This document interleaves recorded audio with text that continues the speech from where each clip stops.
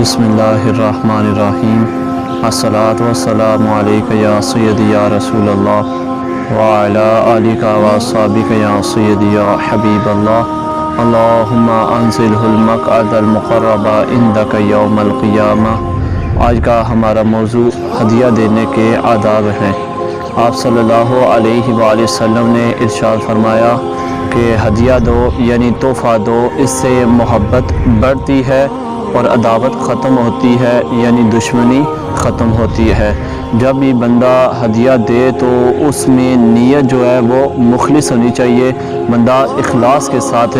ہدیہ دے۔ حضرت عائشہ صدیقہ رضی اللہ تعالی عنہ فرماتی ہیں کہ صحابہ کرام آپ صلی اللہ علیہ وآلہ وسلم کو ہدیہ دینے میں میری باری کا انتظار کرتے، یعنی جس دن آپ صلی اللہ علیہ وآلہ وسلم نے میرے گھر رکنا ہوتا تو اس دن صحابہ کرام آپ صلی اللہ علیہ وآلہ وسلم کو تحفے دیا کرتے تھے۔ حضرت میمونہ رضی اللہ تعالی عنہا جو کہ آپ صلی اللہ علیہ وآلہ وسلم کی زوجہ ہیں، انہوں نے اپنی ایک لونڈی آزاد کی تو آپ صلی اللہ علیہ وآلہ وسلم نے ارشاد فرمایا کہ اے میمونہ، اس پر اچھا ہوتا کہ تم اپنے ماموں میں سے کسی ایک کو وہ لونڈی دیتی تو اس میں تمہارے لیے دگنا اجر تھا۔ تو اس پر ایک اور آپ صلی اللہ علیہ وآلہ وسلم کی حدیث مبارکہ ہے، آپ صلی اللہ علیہ وآلہ وسلم نے ارشاد فرمایا کہ تم میں سے کوئی صدقہ یا تحفہ دے تو وہ اپنے رشتہ داروں کو دے جو صاحب استطاعت ہوں، تو اس سے تمہیں دگنا ثواب ملے گا۔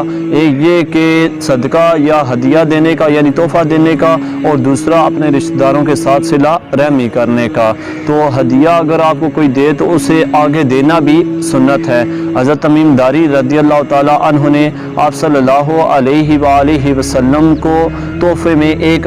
گھوڑا دیا تو آپ صلی اللہ علیہ وآلہ وسلم نے وہ گھوڑا حضرت عمر فاروق رضی اللہ تعالی عنہ کو تحفہ دے دیا۔ آپ صلی اللہ علیہ وآلہ وسلم کے پاس جب بھی کوئی ہدیہ یعنی تحفہ آتا تو آپ صلی اللہ علیہ وآلہ وسلم اس کو خود بھی استعمال کرتے اور اپنے اصحاب کو بھی دیتے۔ تو آپ صلی اللہ علیہ وآلہ وسلم نے ارشاد فرمایا کہ اگر تمہیں کوئی دعوت دے تو قبول کرو، اور اگر تمہیں کوئی ہدیہ دے تو اسے رد نہ کرو۔ آپ صلی اللہ علیہ وآلہ وسلم کے پاس اگر کوئی تحفہ آتا، ہدیہ آتا، تو آپ صلی اللہ علیہ وسلم کے پاس جو بھی لوگ ہوتے تو وہ آپ صلی اللہ علیہ وسلم کے ساتھ اس تحفے میں شریک ہوتے، اور اس پر آپ صلی اللہ علیہ وآلہ وسلم نے ارشاد فرمایا کہ اگر تمہیں کوئی تحفہ دے تو جتنے بھی تمہارے ساتھ بندے ہوں گے وہ اس میں شریک ہوں گے، یعنی ان کا بھی حق ہے۔ آپ صلی اللہ علیہ وآلہ وسلم نے ارشاد فرمایا کہ تحفہ دے کر احسان نہ جتلو، جیسا کہ آج کل لوگ کرتے ہیں کہ کوئی بھی صدقہ یا تحفہ دیتے ہیں اور اس کے بعد اعلان کرواتے ہیں۔ اس پر آپ صلی اللہ علیہ وآلہ وسلم نے منع فرمایا ہے۔ آپ صلی اللہ علیہ وآلہ وسلم نے ارشاد فرمایا کہ صدقہ دے کر، تحفہ دے کر واپس نہیں لینا چاہیے، ہاں اگر کوئی مجبوری ہو تو پھر بندہ واپس لے سکتا ہے۔ آپ صلی اللہ علیہ وآلہ وسلم نے ارشاد فرمایا کہ تین چیزیں ہبہ کر جس کو کہتے ہیں ہدیہ دے کر واپس نہیں لینی چاہیے، واپس نہیں لٹانی چاہیے، ان میں سے خوشبو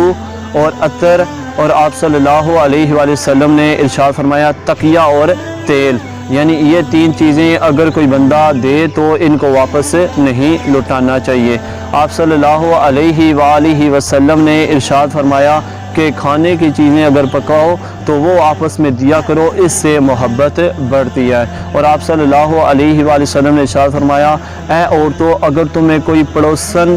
تمہیں کوئی ہدیہ دے تو اس سے قبول کر لو، ہو چاہے وہ کوئی حقیر ہدیہ ہو۔ اور آپ صلی اللہ علیہ وسلم نے اس جگہ بکری کے کھر کی مثال دی ہے کہ اگر بکری کا کھر بھی کوئی تمہیں پیش کرے تو وہ بھی قبول کر لو۔ یہ اس وجہ سے کہ بعض غریب لوگ آپ کے پڑوسی ہوتے ہیں اور اس میں سے کوئی حقیر چیز بھی دیں تو اس کو بھی قبول کر لینا چاہیے۔ اللہ تعالیٰ کی برکات میں دعا ہے کہ اللہ تعالیٰ ہم کو سنتوں پر عمل کرنے کی توفیق عطا فرمائے۔